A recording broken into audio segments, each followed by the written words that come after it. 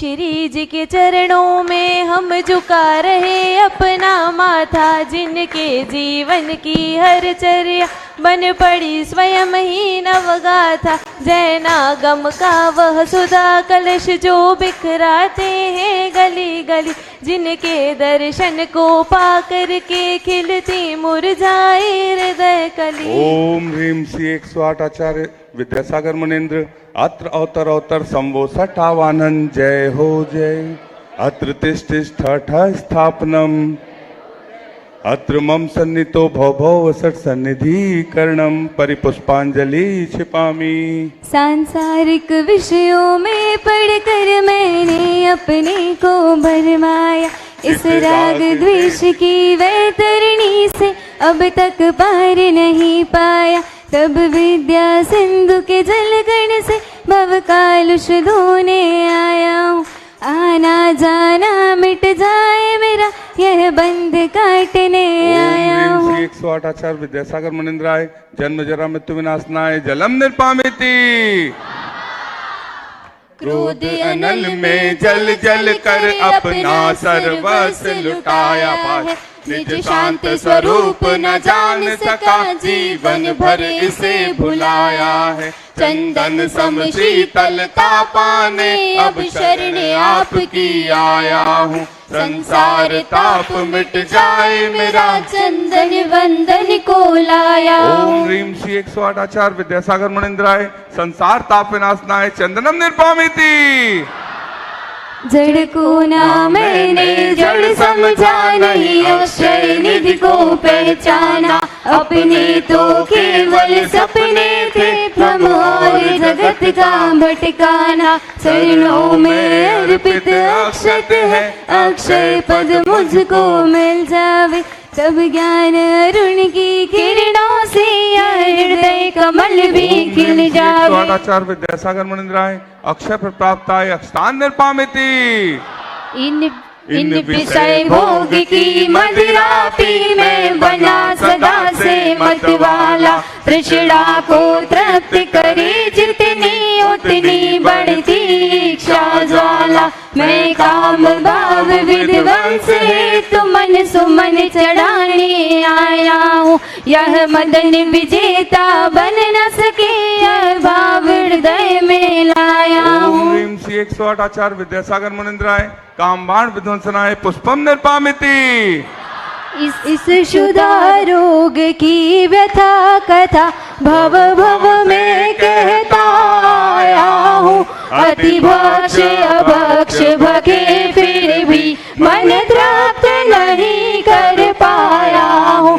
नैवेद्य समर्पित करके मैं तृष्णा की भूख मिटाऊंगा, अब और अधिक ना भटक सकूं यह अंतर बोध जगाऊंगा। 108 आचार्य विद्यासागर मुनीन्द्राय क्षुधा रोग विनाशनाय नैवेद्यम निर्पामिति। मोहांधकार से व्याकुल हो निज को नहीं मैंने पहचाना, मेरा देश में लिप्त रहा इस हाथ रहा बस पछताना। यह दीप समर्पित है गुरुवर मेरा तम दूर भगा देना, तुम ज्ञान दीप की बाती से मम अंतर दीप जला देना। 108 आचार्य विद्यासागर मुनीन्द्राय महामोहांधकार विनाशनाय दीपम निर्पामिति।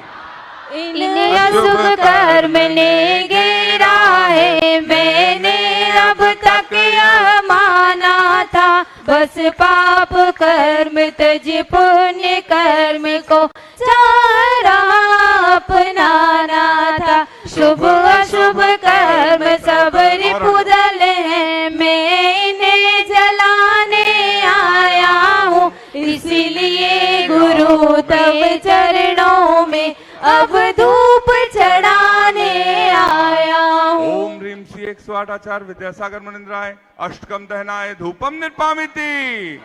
भोगों को इतना भोगा कि खुद को ही भोग बना डाला, साथ और साधक का अंतर मैंने आज मिटा डाला। मैं चिदानंद में लीन रहूं, पूजा का यह फल पाना है। पाना था जिनके द्वारा वह मिल बैठा मुझे ठिकाना है। 108 आचार्य विद्यासागर मुनिंद्राय महामोक्ष फल प्राप्त आए फलम निर्पामिति। जग के वैभव को पाकर मैं निश दिन कैसा मस्त रहा। चारों गतियों की ठोकर को खाने में ही अभ्यस्त रहा। मैं हूँ स्वतंत्र ज्ञाता दृष्टा, मेरा पर से क्या नाता है। कैसे अनर्ग पद पा जाऊं, यह भक्त भावना बाता है। ओम ह्रीम श्री 108 आचार्य विद्यासागर मुनिंद्राय जय माला पूर्णार्घम निर्पामिति। नमोस्तु भगवन नमोस्तु। ओम नमः सिद्धेभ्यः। ओम नमः सिद्धेभ्यः। अहिंसा परमो धर्म की। आचार्य गुरुवर श्री कुंद कुंद भगवान की। आचार्य गुरुवर श्री ज्ञान सागर मुनि महाराज की। संत शिरोमणि आचार्य गुरुवर विद्यासागर जी महाराज की।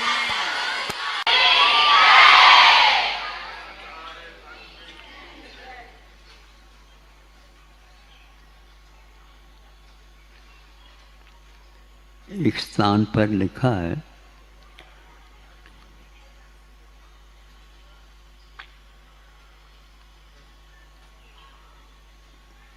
उपवास करने की बात है, किंतु गुरु के द्वारा कहा जाता है कि आज आप उपवास न करो। हम करने के पक्ष में, गुरु नहीं करने के पक्ष में। क्योंकि जो अस्वस्थ हुआ है उसकी वैयावृत्ति हेतु आज का भोजन आपको करना अनिवार्य है। यह साधुओं के लिए शिक्षा दी जा रही है, वहाँ की बात। और सामने जो बैठी सभा है उसके लिए भी यह लागू हो जाता है। संतों का कहना है, शरीर के बिना धर्म साधन नहीं होता और अन्न के बिना यह शरीर का टिकाव संभव नहीं। अन्न लेना अनिवार्य है, लेकिन कौन सा अन्न लेना, स्वयं को भी हम संयत बना रखें। और जो रुग्ण हुआ या अस्वस्थ हुआ है उसकी स्वास्थ्य भी बहुत जल्दी ठीक हो। यह एक व्यवहार है, इसके पीछे धर्म भी लगा हुआ है। और धर्म का अर्थ मैं मेरे लिए ही करूं ऐसा कहीं भी लिखा नहीं गया। जिसके लिए जो आवश्यक है उसके लिए धर्म प्रदान करना यह अनिवार्य है, उसको सिखाना अनिवार्य है।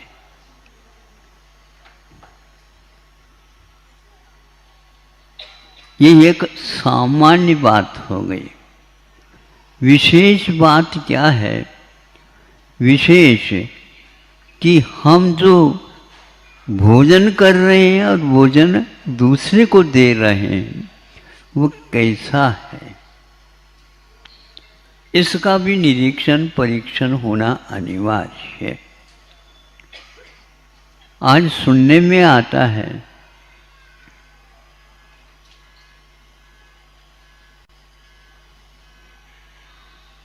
प्लास्टिक के चावल बन रहे हैं।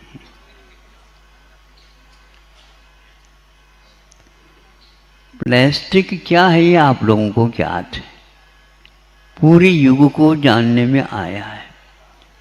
अब सोचा सामने वाले व्यक्ति ने विज्ञान के माध्यम से उस प्लास्टिक को इस ढंग से टुकड़े टुकड़े करके रसायन पद्धति से और उसको चावल का रूप दे दिया। आप परीक्षा कर नहीं सकते, आप निरीक्षण कर सकते हैं, लेकिन आप निर्णय नहीं दे सकते यह चावल नहीं है। क्या आप उसको खा नहीं रहे?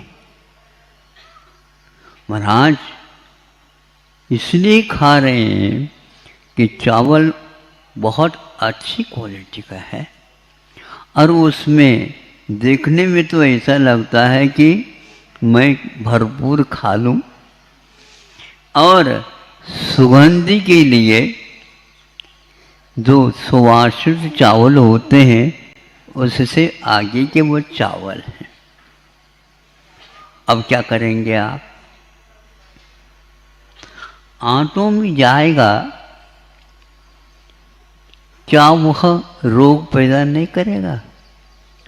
इसीलिए जो यहाँ पर अभी कहा गया है, स्वस्थस्य स्वास्थ्यम रक्षेत, स्वस्थ होता है उसके स्वास्थ्य को भी ज्यों का त्यों बनाए रखना ये आवश्यक है। इसलिए एक व्यक्ति का ये काम नहीं है, एक व्यक्ति से लेकर के प्रधानमंत्री और राष्ट्रपति तक ये कर्तव्य की कोटि में आ जाता है। आज के युग में चुनाव के अलावा कुछ नहीं दिख रहा है राजनीति की अपेक्षा से, और शिक्षा के क्षेत्र के अपेक्षा से साइंस विज्ञान के अलावा कोई पढ़ाया ही नहीं जाता है। बच्चा पढ़ना ही नहीं चाहता, पढ़ना चाहता भी है तो अभिभावक बहुत जल्दी भावुक हो जाते हैं। अब उनकी भावुकता को हम कैसे मिटाएं? आप ही मिटा सकते हैं, बच्चे ही अपने माता पिताओं के, लेकिन उनके ऊपर ऐसा प्रभाव पड़ा है अभिभावकों के ऊपर, हमारे बच्चे को तो देशी तो है ही लेकिन विदेशी शिक्षा भी दिलाना है। अब कौन से तिलक में तिलक लगाए कि ये देशी शिक्षा है और ये विदेशी शिक्षा है? आप ही बताओ क्या करेंगे हम? अब उसके लेख के माध्यम से, उस विदेशी लेख के माध्यम से हम कह रहे हैं आपको, अभिभावक पहले सुने, बच्चे यदि नहीं आए तो उनको भी सुनाए, जो कोई भी है वो सब सुनाए। यह सुनाया गया था या लिखा गया था, भारत में 85 या 80% प्रसूति कार्य को संपन्न कराए जाए, किंतु यंत्र के माध्यम से, चीरा फाड़ी के बिना यह कार्य संपन्न सकुशल हो नहीं सकेगा। और आज भारत में 80 से 85% सारे के सारे, चाहे वह गरीब हो अमीर हो आदि आदि, किंतु विदेशी लेख आता है उसको भी पढ़ना चाहिए। मतलब की बात तो पढ़ो, और जो मतलब की बात नहीं, हमारे लिए रुचि नहीं है उसमें, तो उसको उपेक्षित करो। यह गलत बात है, ज्ञान की ही अवहेलना करना हो गया। विदेशों में जो प्रसूति का कार्य संपन्न होता है वह 15% मात्र आज हो रहा है। सुन रहे हो? तो इन ऑपरेशन के माध्यम से, शल्य चिकित्सा के माध्यम से यदि कोई कार्य होता है तो एक प्रकार से उसके दायित्व बहुत बढ़ जाते हैं। उसकी रक्षा के लिए, आगे के लिए वह किसी भी प्रकार से अब गर्भवती कार्य नहीं कर सकती है। यह कहा जाता है जीवन के लिए एक प्रकार से चुनौती दी जा रही है। घर में बैठ करके भी वह अच्छे अच्छे कार्य करना चाहे तो नहीं कर सकते। आयुर्वेद ही एक ऐसा साधन है इतिहास में, और आज तक वो जीवित है। उसमें कहीं भी इस प्रकार के कार्य के लिए अनिवार्यता नहीं रखी है, किंतु उससे पूर्व में सुखद शिशु का प्रसूति हो, इसके लिए उसको पहले से ही इस प्रकार का अन्न, पान, तेल आदि आदि वस्तुओं का प्रयोग करके उस शिशु का पालन पोषण, स्वास्थ्य रक्षी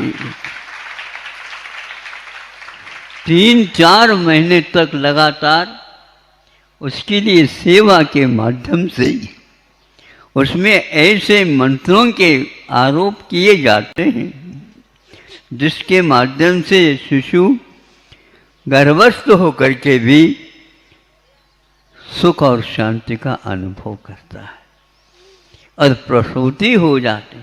गरीब हो या अमीर हो, अमीर अपने ढंग से अपना आहार तैयार करता है। उसकी अब लिस्ट यहाँ पर लिखनी पड़ेंगे, तब कहीं आप लोगों को याद होगा अथवा समझ में बात आ सकती। ऐसे ही पहले करते थे और प्रतिशत सारे के सारे व्यवस्थित उस गर्भस्थ शिशु को यहाँ पर आकर के रखते थे। क्या यह अपराध नहीं हो रहा है? और इसके पीछे लक्ष्य क्या है? शल्य के अनिवार्यता का केवल पैसा पैसा पैसा, जैसा तैसा, कैसा आए, कैसे आए। पैसे से बिक गए आप लोग। इसीलिए हमारा कहना, आयुर्वेद ग्रंथ को आप खोलिए और जिसके पास ये विद्या विद्यमान है उसको आप दीजिए।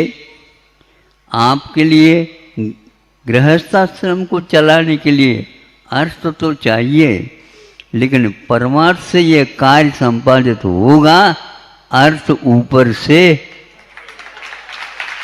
बरसेगा। पहले से ही खड़े हैं। धर्म का धर्म, कर्म का कर्म। और क्या चाहते हो आप? आज तक वह धर्म और कर्म ग्रंथों में बांध दूर करके रखें। ऊपर से तिलक लगाते हैं, हल्दी का, कुमकुम का और गुलाल का इत्यादि का, किंतु कोई भी व्यक्ति उसको खोल करके पढ़ता नहीं। 50 वर्ष पूर्व में कल्याण कारक का संपादन दोबारा हुआ तो उसमें एक ब्राह्मणों में प्राय करके आयुर्वेद के प्रति आस्था बहुत अटूट रहती। जब उन्होंने इस ग्रंथ को देखा और संपादन करने के लिए आग्रह किया गया है, मैं संपादन करूं, जब देखा तो उसके साथ साथ उनका मन कहने लगा कि इस प्रकार का ग्रंथ हमने कई ग्रंथ पढ़े, लेकिन इस प्रकार की शैली में जो लिखा है ये अभूतपूर्व है। ऐसा परिश्रम आज के इस युग में भी हो रहा है। तो ज्ञानी ही समझ सकता है कि ज्ञान का क्या महत्व होता है।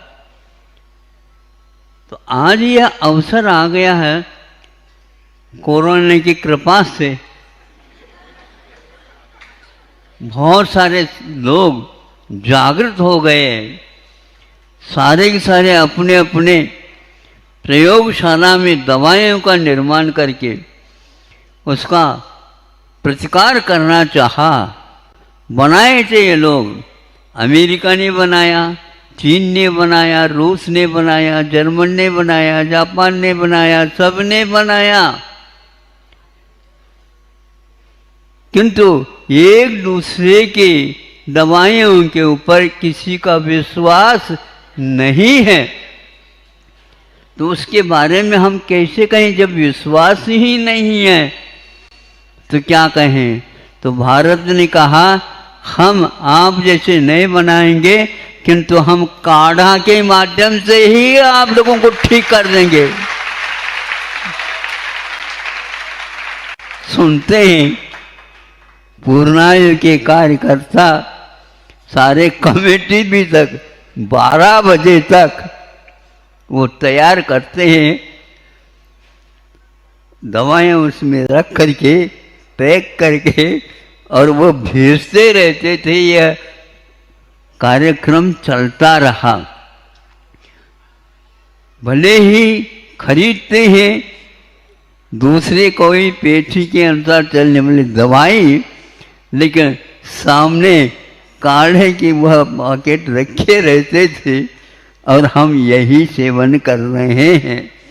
ऐसे प्रशासन वालों ने भी कहा और शासन वालों ने भी कहा, और मेडिकल कॉलेज में रहने वाले जो डॉक्टर्स हैं उनका भी यही कहना था कि हमारा काढ़े के ऊपर विश्वास जम गया है।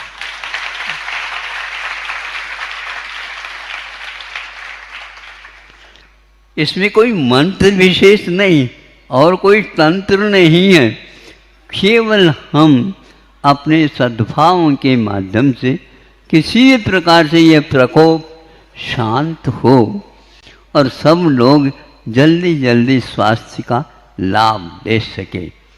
ऐसे भी कई उदाहरण मिल रहे हैं।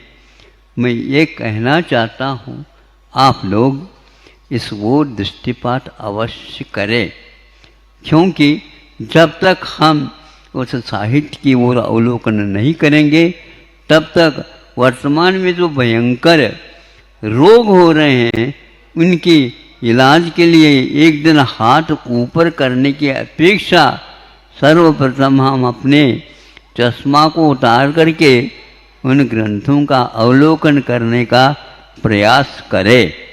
इसमें कभी धोखाधड़ी नहीं होगी। शल्य चिकित्सा चूंकि आयुर्वेद में विधेय नहीं माना है, उसको कहीं लिखा नहीं गया, ऐसा नहीं। शल्य चिकित्सा है, शल्य चिकित्सा का तो चीरा पाढ़ी है, नहीं है, एकांत नहीं है ये, किंतु उस गांठ को, उस विकृति को गलाना है, जलाना है। तो ये किसके द्वारा भी, किसी के द्वारा भी किया जा सकता। वो चीरा फाड़ी से ही वो ठीक हो सकता, ऐसा कहीं भी नहीं निकाला। एक क्षारकम जो कर्म होता है आयुर्वेद में, उसके माध्यम से, उसके सेवन करने से वो गांठ पिघल करके कहाँ चला जाता पता नहीं। आप लोगों को अभी विश्वास इसलिए नहीं होता क्योंकि आप जिससे परिचित हुए हैं उसके प्रति आपका बहुत बड़ा गाढ़ विश्वास है। विश्वास को मैं समाप्त करना नहीं चाहता, लेकिन दूसरे की ओर देखो तो सही, कम से कम वह गायब कैसे हो रहा है। इतने बड़े बड़े जो गांठ को होता उसको वह पिघला करके और समाप्त कर दिया जाता। इसको क्षार कर्म की भी उन्होंने संज्ञा दी है। यदि आप चाहते हैं तो हमने एक बार सुना था, अमृत धारा है जिसमें 3 वस्तु मिलती हैं, पेपरमेंट, कपूर, अजवाइन का फूल। ये 3 हैं और सस्ते भी हैं और सब जगह ये उपलब्ध भी होते हैं। और उसके प्रयोग करने से तात्कालिक 1 सेकंड 1 मिनट भी नहीं लगता, घाव में से गिर गया और उसमें से खून बह रहा है, उस बहते खून को वह बंद कर सकता है 1 मिनट के भीतर। ये अमृत धारा है और उसी को यदि लगाते चले जाएंगे तो पक्का है आज 8-10 दिन हो गए होंगे प्रमाद के कारण, और नीचे देखते हुए भी वह नहीं दिख सका क्योंकि ब्रेकर लगाया था वहाँ पर। तो हमने कहा ये तो रंग है, लेकिन वहाँ पर कुछ ऊंचा बनाया था तो हाथ जा कर के टिक गया तो वहाँ पर घाव हो गया और खून आ गया। इसको लाओ, ये लाओ, लाओ, ये कुछ भी नहीं लाओ, यदि अमृत धारा है तो लाओ।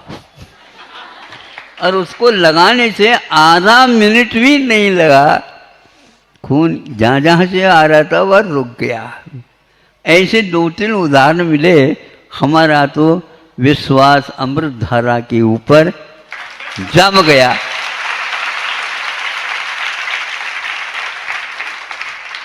भगवान से प्रार्थना करता हूँ आप लोगों का भी विश्वास इसी प्रकार जम जाए। हम जबरदस्ती नहीं कर रहे हैं, लेकिन जो जबरदस्त लिखी गई है उसके बारे में सोचना तो आवश्यक है। हम सोचें, अफसोस की बात नहीं है, सोचिए आप, किंतु हम इन बातों को कभी गौर से देखना नहीं चाहते। आंखें न मूंदो, सुनने में आ रहा है आप लोगों को? थोड़े से आवाज बढ़ाऊं क्या घटाऊं? आंखें न मूंदो, नहीं आंखें दिखाओ। अर्थ तो खुल रहा है क्या नहीं? दूसरे को तेजी से देखना बंद कर दो, उसका कोई प्रभाव पड़ने वाला नहीं है। बच्चा भी देखता है और माँ की आंखों को देख करके ठीक है शांत, 5 मिनट की बात है, अपने आप ठीक हो जाएगी। ऐसा ही होता।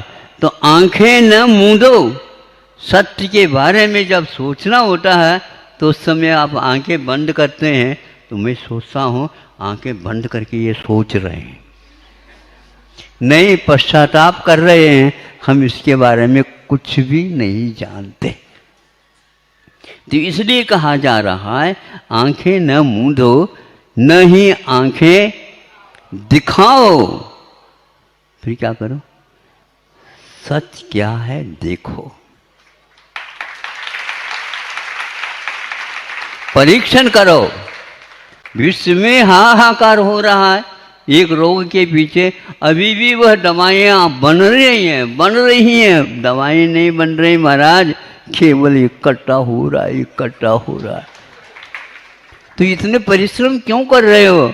नोट इकट्ठा करो और यह 2000 का नोट गायब हो जाएगा तो अपने आप ही आप दोगे,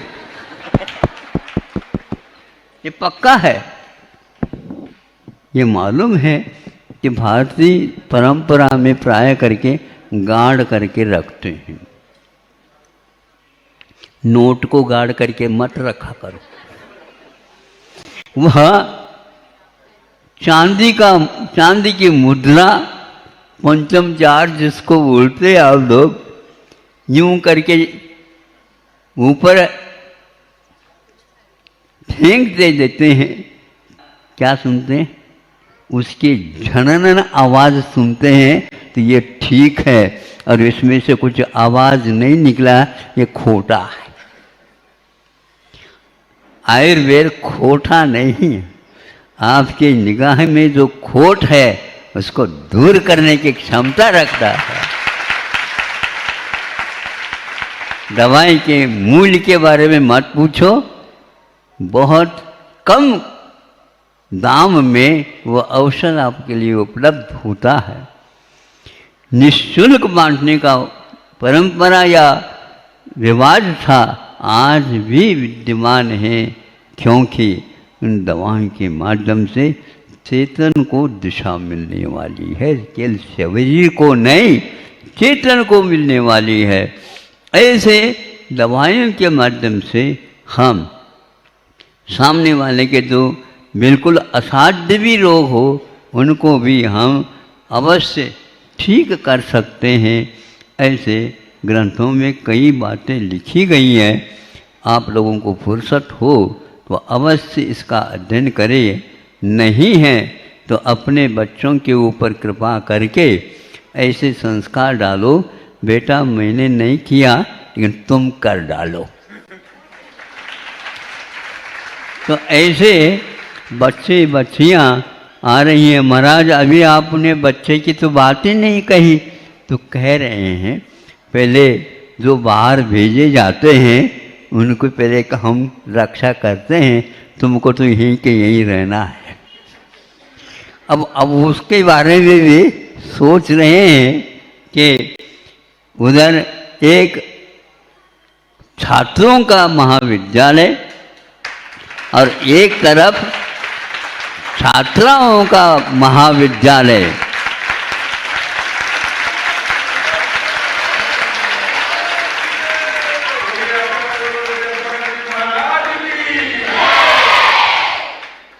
कई बच्चों की मांग थी, भैया मैं महाविद्यालय से डरता हूँ क्योंकि हमने विद्यालय देखे महाविद्यालय नहीं। किंतु अवश्य हमारी भावना है कि आप लोगों को भी मिले, लेकिन जब तक आप लोगों का संकल्प ठीक नहीं होगा, अस्थिरता गायब नहीं होगी, तब तक ये कार्य किया नहीं जा सकता। इसलिए उसको दूसरे चरण में रखा है। 1 वर्ष में 100 इधर और 100 इधर, एक साथ 200 का प्रवेश और 5 साल के उपरांत एक साथ 200 का वैद्यों का यहाँ से निकलना होगा।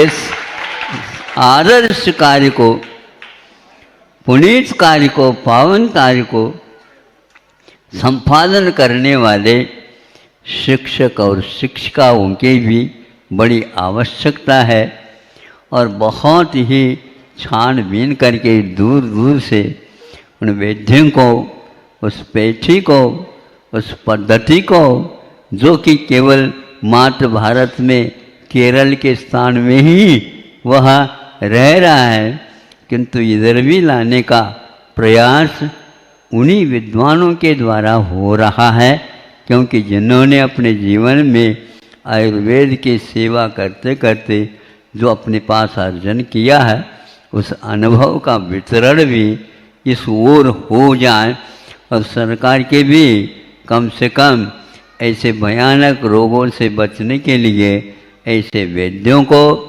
और ऐसे साधनों को तैयार करे। समय ज़्यादा हो रहा है, आप लोग आगे के भी कार्यक्रम होंगे, ज़्यादा और भी कहना चाहता था, लेकिन यह संक्षेप में भी बहुत कुछ हो सकता है। वैद्य लोग जो है, क्योंकि हाँ कहने से मैं बंध जाऊंगा और ना कहने से आप नाराज होंगे, इसलिए हाँ देख लो। तो ये देख लो में आपकी भूख बढ़ेगी, अवश्य बढ़े इन्हीं भावों के साथ। अहिंसा परमो धर्म की।